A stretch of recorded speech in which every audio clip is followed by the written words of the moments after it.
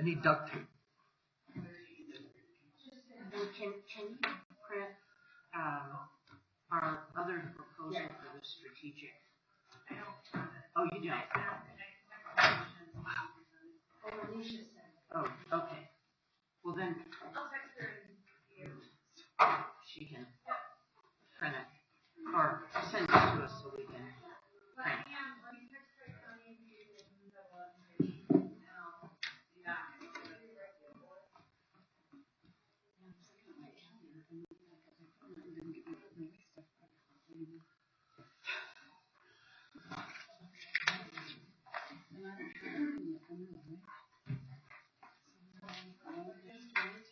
I'm sure he'll bring it down in a minute.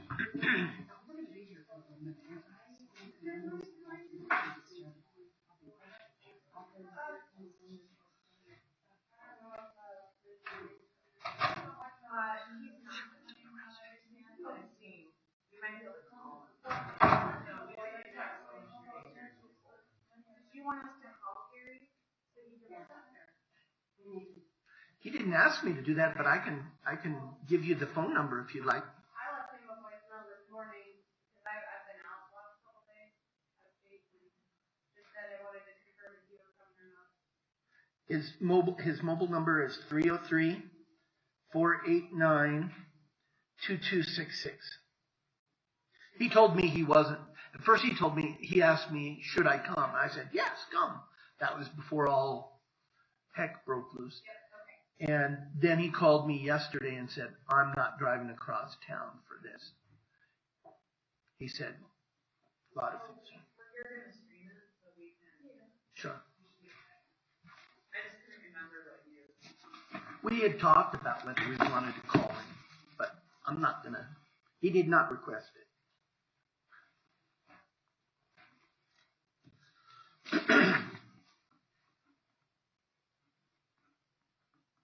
So this is the. I don't have to read it. Unless you decide to do the motion. What's the disclosure? You don't have to do a disclosure. Okay. Right? Yeah. You don't have anything to disclose.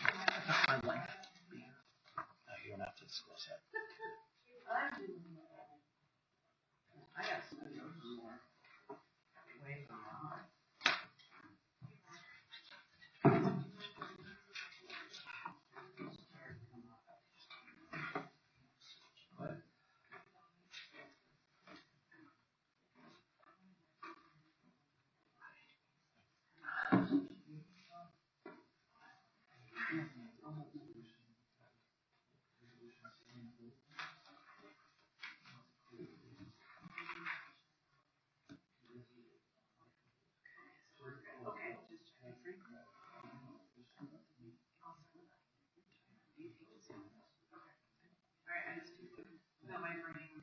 Yeah, no, I thought about this morning because I had John look, we don't need a room. For our reason. Yeah.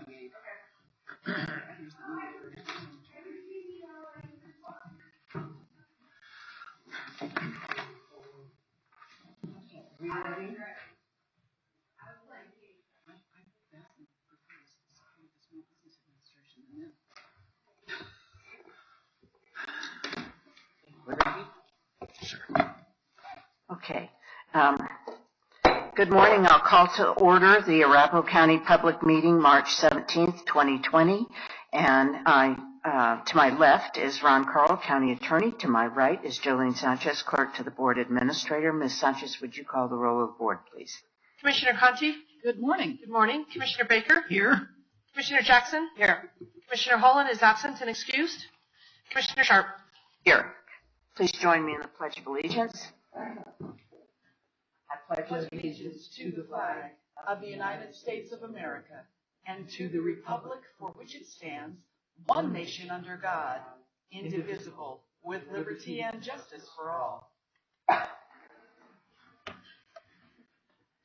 Mr. Carl, are there any modifications to the agenda? There are none. Thank you. I'll entertain a motion to approve the agenda as submitted. So moved. Second. Motion made by Commissioner Baker, seconded by Commissioner Conti. All in favor, please say aye. Aye. Opposed? Abstentions? Hearing none. I would like to, we have a couple of commissioners that have an advisement that they would,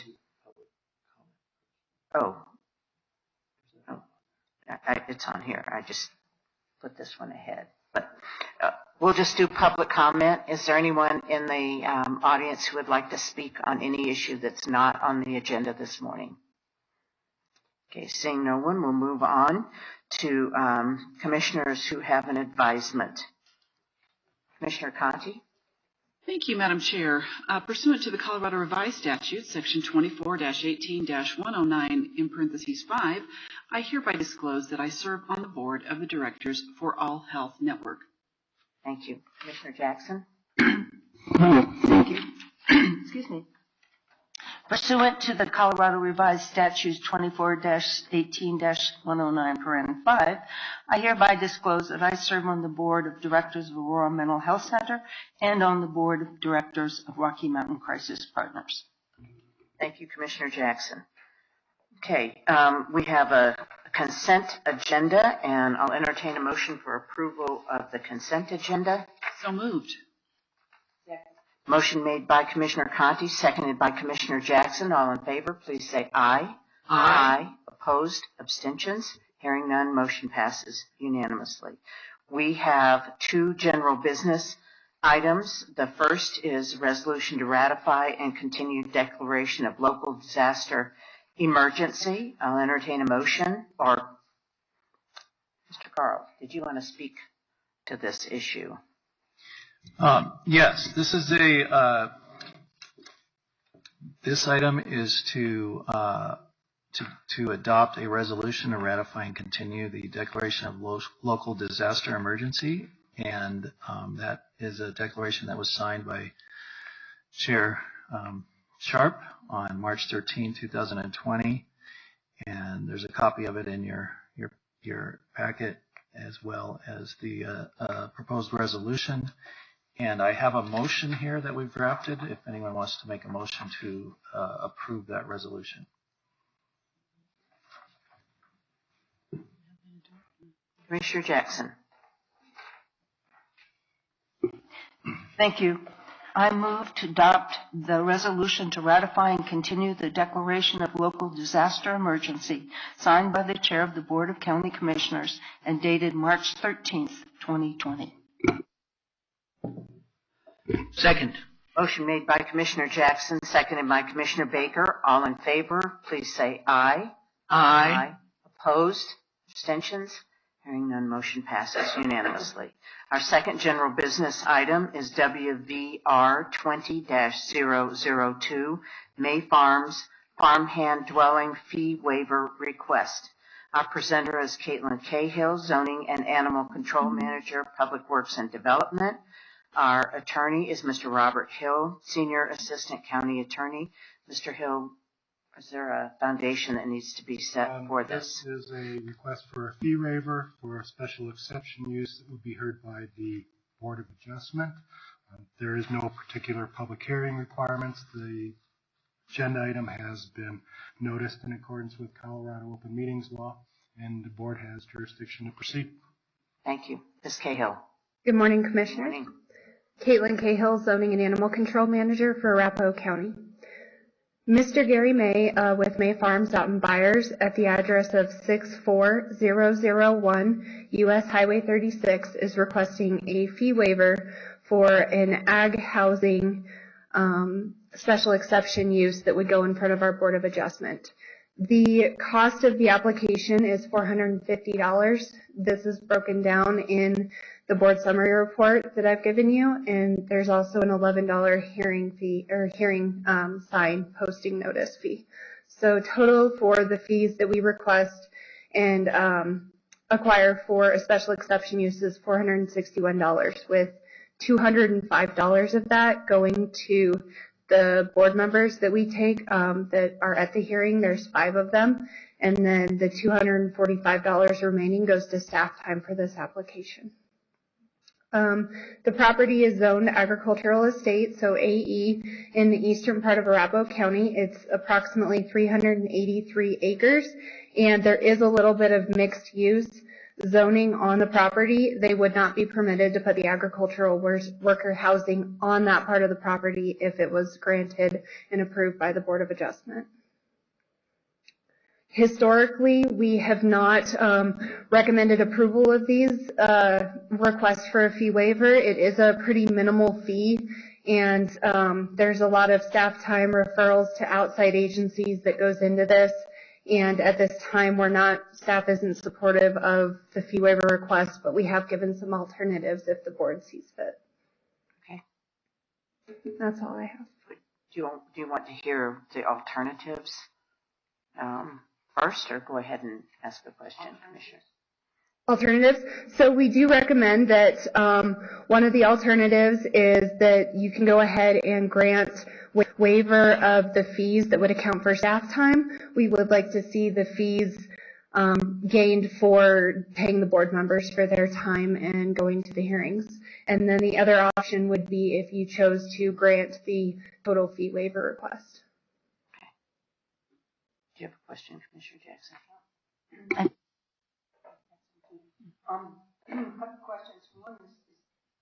Sorry. Is this permanent housing? From what Mr. May said, this would just be temporary for the summer. Okay. Second question is, has he given any rationale for why we should waive these fees? He does have a letter that he attached to his application, and I believe that the majority of his concern was that given that this is agricultural worker housing and that it is his livelihood, he doesn't feel it's accurate to charge for that Board of Adjustment fee to apply for a special exception use. We do require it for ranch hand housing as well as any additional structures for mother-in-law dwelling units as well in the county. So this isn't an exception. This is just what we do. Yes, yes. And we do try to recoup our costs in public works. Right, we do, and I can say that between, you have a secretary for the board, which is myself, you have the staff doing the board summary report and presenting at the hearing, so multiple staff within Public Works is present during the hearing and leading up to it. Thank you. Commissioner Conti. Thank you. I'm just wondering, Molly, have we ever done like an internal audit kind of thing to ensure that the fees that we're charging and asking for are covering the staff time? Not from the zoning side of things. Okay, so it's just kind of gauged as an approximate, or how did we come up with that figure? To my knowledge, it's just been a figure that has been around for the last several years, and we haven't had the time or focus to really audit and change it just yet. My only problem with what's being requested is that basically we do have staff time that is dedicated to this process, and I suspect it may not even be covered by the dollars that we're asking for, and if we waive it for Mr. May, I certainly understand where he's coming from, but if we may waive it for Mr. May, basically what we're doing is we're asking all the other citizens that are paying into our tax dollars that are supporting staff time to foot the bill, and that's my only issue. I certainly understand that it's seasonal, temporary workers and needed for his livelihood. And I certainly don't begrudge him that, but at the same time, the county has certain expenses that we've got to cover. And so that's my only qualm. Additionally, it is just a one-time fee, a one-time hearing. If he is approved, he can continue to do this each summer. It runs with the land, so he wouldn't be expected to come back annually to reapply for this approval. And I know for some of the planning cases that you guys have heard, they often see a request for a fee waiver or a reduction in fees because they feel that there might be a little bit less impact on staff. We don't anticipate that with this case. We would go through our normal standard process for a Board of Adjustment hearing, so there wouldn't be any reduction in the case itself or the application processing. Commissioner Baker. Thank you. Thank you, Caitlin. I appreciate your good information on this. I just really want to, it's not really a question for you, I'm going to make more of a comment, is that Mr. May is a very respected, highly respected member of the community of buyers and has done a lot for that community. He does have a use by special review on his property that he went through a long process to obtain that and complied with many different county requirements in order to obtain that use by special review. And I know that that's different from this request that he's doing for agricultural worker housing. But I just wanted to say that for the record, and that when I talked to him about the reasons for this, he was very concerned that that there are many people out there in the eastern part of the county that are in need of agricultural workers, and that this is a onerous requirement on top of the property taxes that he already pays, and of course all the fees that he's already paid for the use by special review, and that it would probably result in either people not complying with this, that there are people that are already violating this requirement but not reporting it to the county, and here he is trying to do the right thing and do things according to the requirements that the county has imposed.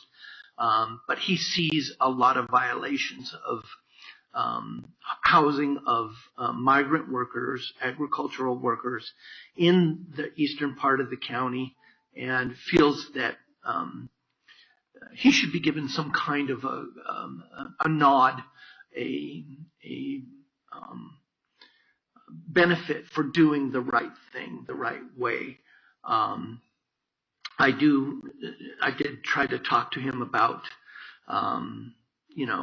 asking for information about the people that we know are violating, and he said that's not his role to report what other people are doing, but he knows that it is happening. So I guess if there was a question in that long statement, that might be it, is that do we do anything to prevent people from doing this without going through the proper process? I have no doubt that there are many violations out there, that people have these housing, little setups, and they're living in fifth wheel campers during the harvest season and things like that. If it's brought to our attention, we will go ahead and look into it and address it with the property owner. We don't get complaints about these types of situations. We do have some approvals in the immediate area surrounding May Farms. I think I saw 3 Board of Adjustment cases where a farm or ranch hand dwelling was approved, and we are looking at our accessory dwelling unit regulations moving forward for the eastern end of the county. So that includes these mother-in-law dwellings and the ranch hand dwellings, and we're going to make some changes. But at this time, we don't get any complaints, and so we are complaint driven. We aren't going onto people's property looking for the violations. Thank you very much. Mm-hmm. Commissioner Jackson. I don't know if this is in your purview, but I'm wondering, are there any building standards or anything for these dwellings, or how are they inspected, or they're just put up and once they get this permit, then that's it? From what Mr. May explained to me, he would be working with OSHA on certain criteria and requirements that he would have to meet for these temporary housing structures, and then he would also have to go through the building permit process too. Mm-hmm. Okay. I just want to say I appreciate everything that Mr. He's a major contributor out there to the economy and buyers, and we've worked with him on many issues and appreciate everything that he does. I'm concerned about, and I also appreciate him coming and asking, getting a permit, I think, for because I think there are people who just go ahead and do what they want to do, and that's not always creating a safe environment for individuals who work, even if it's seasonal work. So I appreciate that. I am concerned about, waiving fees. And so we have a motion or more questions? Commissioner Jackson. Can we make a motion, or do we have to have a public hearing? It's not a public hearing. Let me ask, is there anybody here who would like to speak on this issue? Okay, seeing no one, I will entertain a motion. Commissioner Jackson. Yes, thank you. Thank you. For some of the reasons that have already been stated, because it does take staff time, and we do we don't want to set a precedence. This is not a personal thing about Mr. May and his business, which we respect, and we're glad to have Mr. May in the community and so on. But I'm going to move with the recommendation that in the case of WVR 20-002 64001 U.S. Highway 36, request for a waiver of fees associated with the special exception use hearing for agricultural worker housing. We have read the board's summary report and received testimony at the regularly scheduled public meeting of the board. We find ourselves in agreement with staff's recommendation as outlined in the board's summary report dated March 3rd, 2020, and deny the applicant's request for a fee waiver. Have a second? I'll second that. Any further discussion? Commissioner Baker. Thank you. I'm disappointed, but I do see. I know with Commissioner Holland being absent and excused that there's the four of us here, so I will be reluctantly voting to deny this recommendation. Thank you, Commissioner. Okay, maybe we should do a roll call vote. Commissioner Conti? With regret, aye. Commissioner Baker? Aye. Commissioner Jackson? Aye. Commissioner Sharp? Aye. And the motion passes 4-0. Thank you very much. Okay, we have one other issue, and I'm not exactly sure what the wording is that I need to use here, but we do need a motion to, I guess we don't need anything to close the buildings, or we don't. Okay.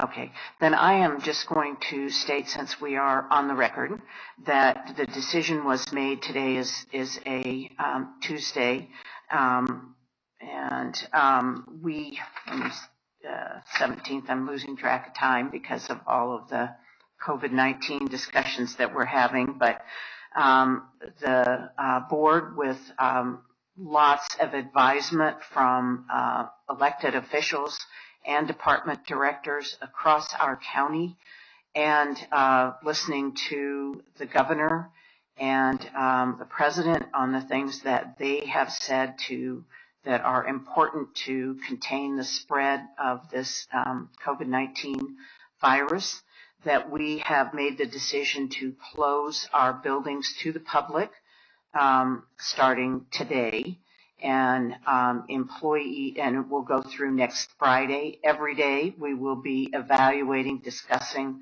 where we go from here and what action we need to take after the next Friday, which I believe is the 27th. So just wanted to let the general public know that, and we will be having employees who can work from home, will work from home. We have worked hard to make sure that we value our employees and the public, and want to do as much as we can to make sure that they are safe in this current situation. Is very fluid. Certainly people that are in high-risk categories, they will not be coming to work, and unless they get some sort of a clearance to do that. And So that will be, it's not a motion, it's just a comment under commissioner comments that I'd like to make. And we appreciate the tremendous support that we've gotten from the public and from our employees. As I said, it's a very difficult time for businesses and employees, and so we will do our best to all get through it and ask for the support of everyone, that whether they're here in Arapahoe County. We have a great county, and we want to do all that we can to keep our citizens and our employees safe and healthy. So with that, any other commissioner comments? If not, the meeting is adjourned.